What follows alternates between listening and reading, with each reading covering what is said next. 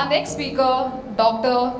Richard Carback, is a cryptographer and digital privacy advocate. He is a co-founder of the XX network, the first and only quantum-resistant blockchain ecosystem providing metadata shredding, private messaging. Richard is a serial entrepreneur in cryptography and computer security who has built a SaaS CVE scanner, novel crypto messaging platforms, election systems, and embedded security tools. All right, so my talk is titled Protecting Yourself in Post-Privacy World. I'm the co-founder of the XX network. The video here. And I'm sad to tell you that your privacy is ending. The age of going about your day without all aspects of it being tracked are very much numbered. Unlike you when you were a kid, you're not going to be able to go out and sneak with your friends without being put at risk of some bad guy blackmailing them, because they're going to know and they're going to say, oh, I'm going to tell your parents if you don't do this for me. And unfortunately, I think in a few years, your boss might be asking you to justify that extra time you took to grab that coffee at the store. Well, what were you doing and why? And let's hope that your regular commute never takes you close to an area of interest of the police, right? Because the questioning alone, they might take you in for a week. That might ruin your life. And what I mean by that is everywhere you're going to go. In other words, everywhere you go will be tracked. So in the center here, I'm not sure if you can see my mouse, but in the center here is a 5-year-old demonstration. That's 5 years ago of a surveillance system. And what that system is doing is it's accurately detecting all the different subjects and objects in the frame, and the camera is moving, which is incredibly impressive. The difference between then, 5 years ago, and now is that everyone in this photo can be identified, and then that data can be fed into a language model that produces a description of the scene and what everyone was doing, so that it can be, analyzed at a later date. So, it gets worse, right? So when you're traveling, the ubiquitous use of automated license plate readers means that anyone that deploys this technology can track your whereabouts in any city. And in addition, each unit of this device, like these devices are very cheap, they're less than $100 now. The automated recognition on those are now capable of identifying and tracking individuals on bicycles, and as well as identifying pedestrians by the way that they walk. So it's getting as sophisticated as what you see in the center here. And it's only a matter of time before they get facial recognition as well. And I can't stress enough how much cell phones are a huge privacy problem. And that's because GPS, right? On the right here, you have the story of this man who was wrongfully held for 6 days because Google said that he got associated with this geofencing warrant. And what geofencing is the police ask for any devices that enter a particular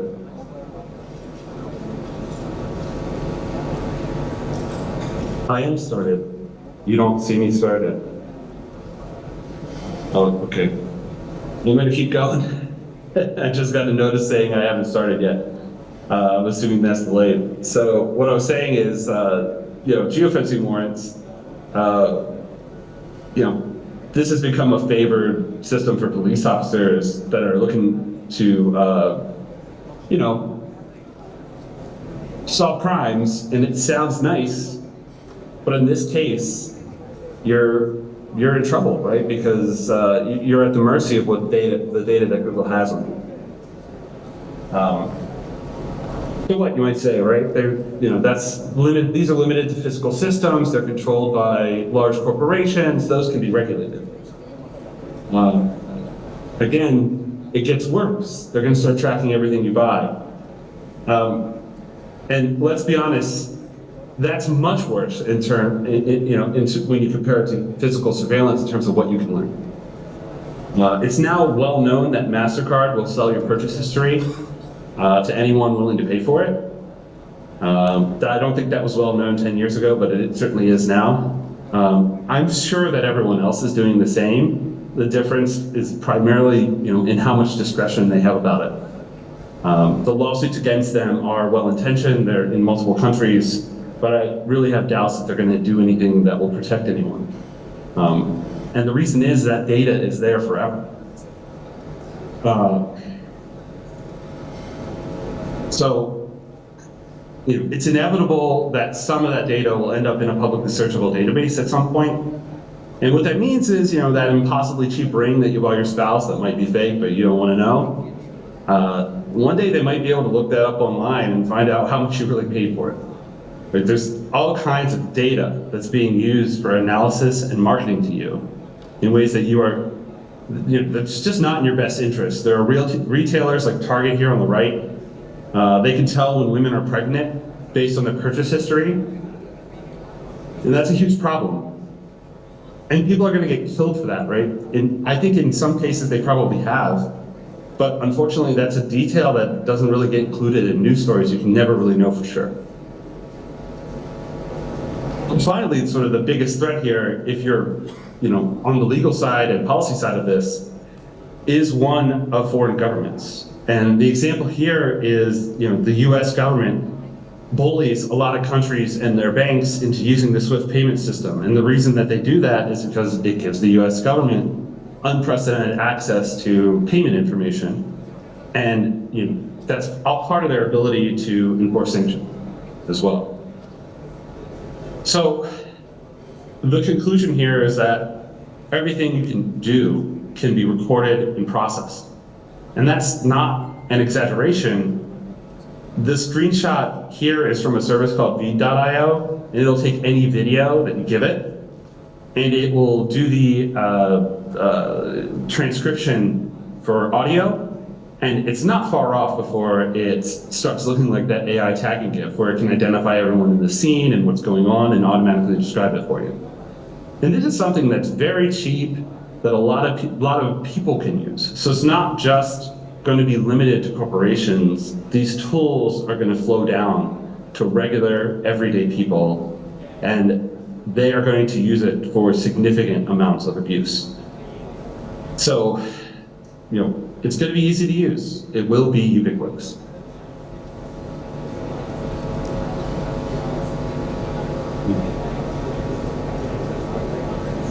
I think the most offensive part of this is that now governments are demanding access to the most private parts of our lives, the ones we share with other people, the ones that are most close to our friends and family. And I'm talking about our intimate communications, right? They want on-demand access to your personal text messages.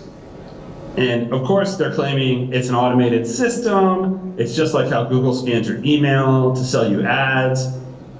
So really, their claim is, oh, it's only a machine, you shouldn't be worried about it. But in practice, it's not a machine. It's a failable machine that fails fairly frequently, sometimes 10 to 20% of the time.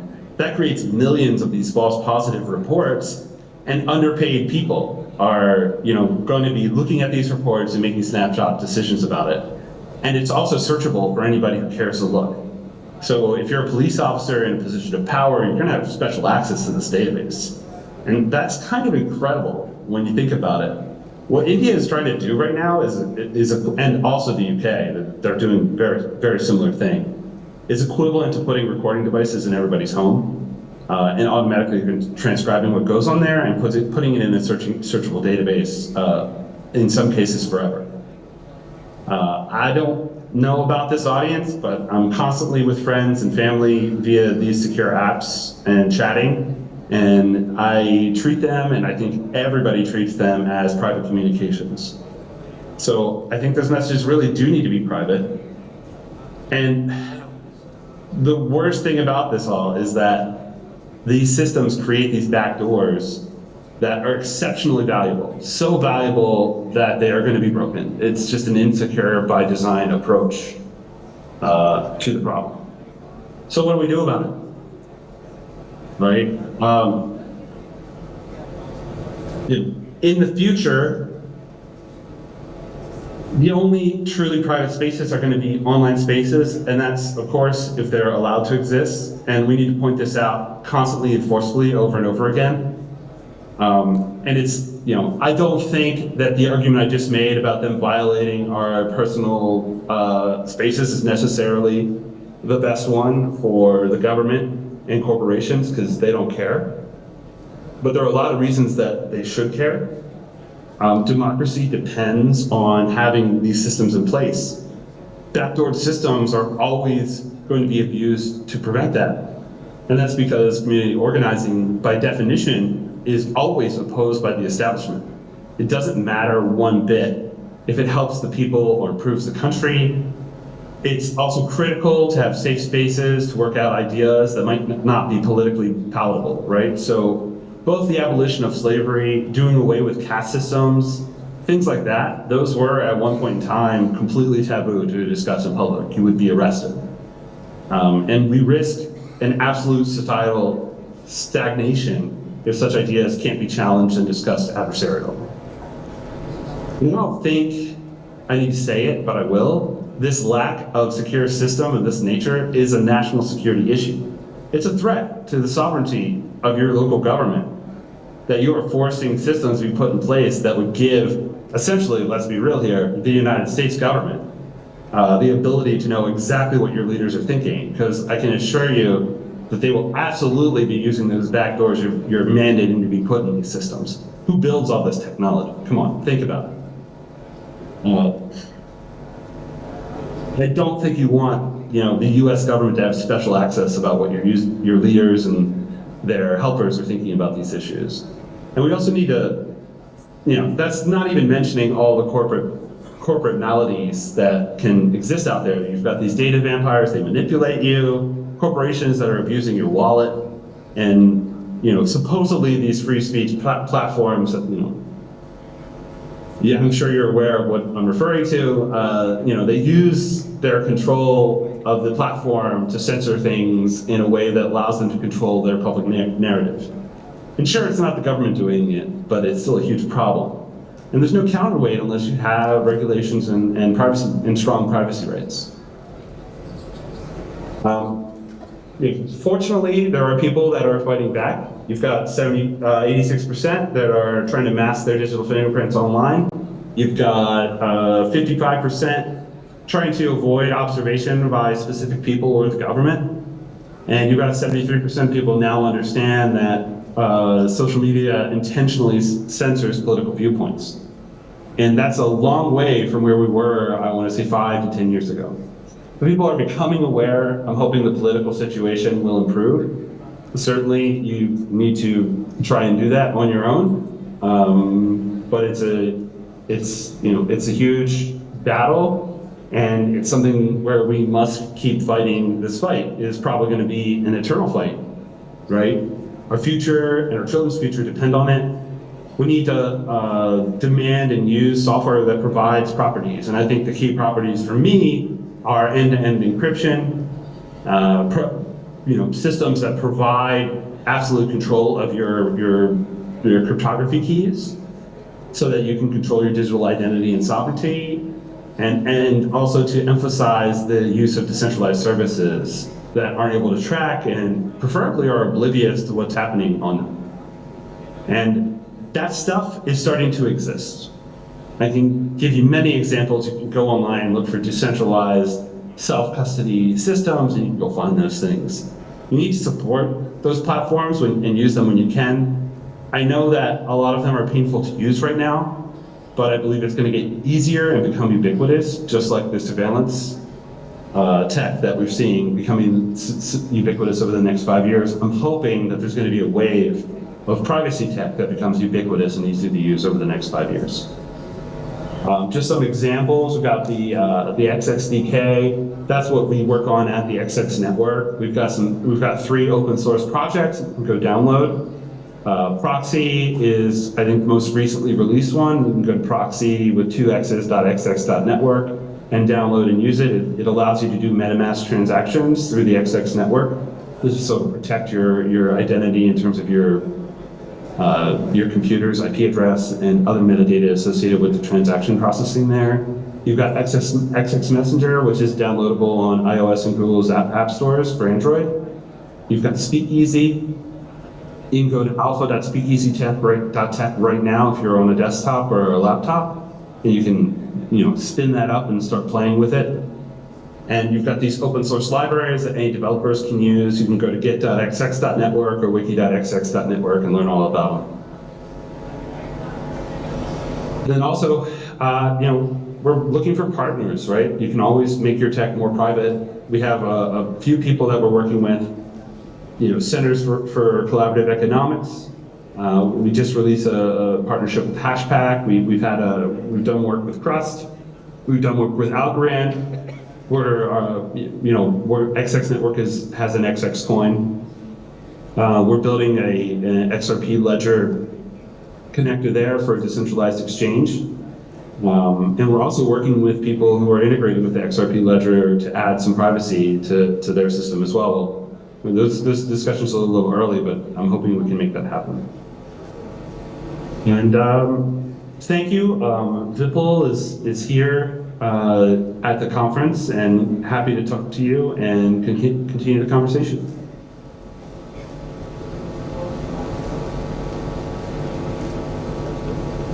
Let's turn on the video.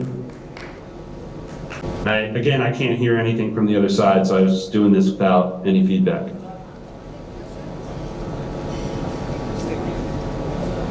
Hello. If there's questions, please send them to me in the chat. Yeah. Thank you, Rick, although he cannot hear us. But yes, if you have any questions from the audience, please let us know. We'll try to answer here and there. We'll show you a quick video also of the proxy, which is the tool which you can use with your MetaMask transactions. It really helps routing your transactions through the CMIX layer. And then there is guarantee that there is no metadata. So nobody can track your IP addresses through your RPC server when you're sending those transactions. So we'll quickly play that video for you. And if you have any questions, please feel free to ask that. Thrilled to be able to announce this. We've created something that's a major breakthrough.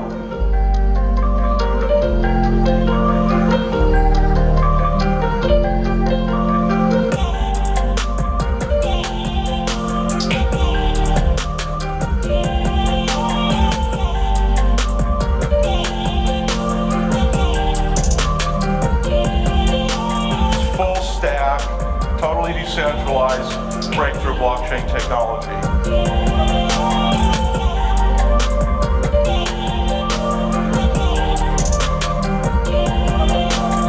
There's quantum computing on the horizon, and it will be we may not know when it's in place.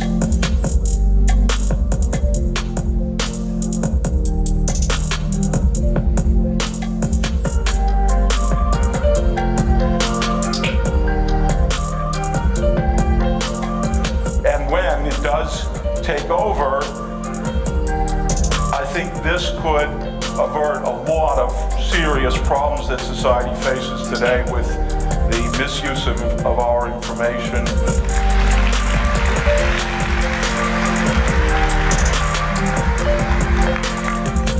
All right, so the gentleman you saw that on the video is called Dr. David Chong. He's also known as the godfather of crypto. He developed eCash in early 80s and 90s, and he's also known as developer of several technologies, including blind signatures and mixed networks. So he's the one who has launched several products. He is the master when it comes about developing and building privacy technologies. So he's been there advocating all about privacy. And we see that the biggest challenge right now we have in the new ecosystem of Web3 is that nobody's talking about privacy and security.